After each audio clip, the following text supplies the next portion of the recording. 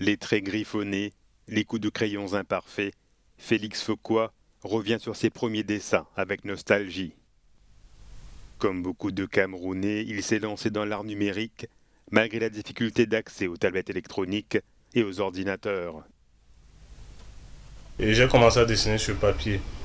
Et c'était compliqué au début parce qu'il fallait acheter du matériel, il fallait se former, c'était très compliqué.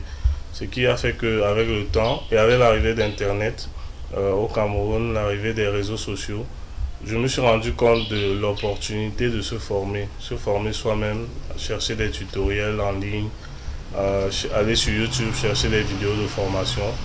Et c'est donc petit à petit ainsi que je me suis retrouvé dans l'art numérique.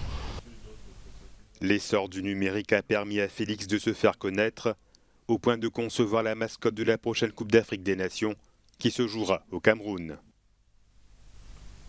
Ça permet non seulement de créer assez facilement, mais aussi de partager encore plus facilement son travail. Ça permet aujourd'hui d'être peut-être au Cameroun et de travailler avec quelqu'un qui est peut-être en Allemagne, au Japon, aux États-Unis. Donc, ça ouvre encore plus les opportunités.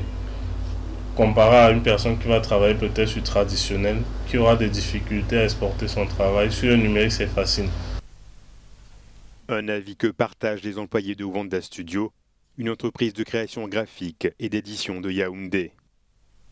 Pour de nombreux artistes camerounais, le numérique leur permet de se lancer plus facilement et d'élargir leur vision du monde.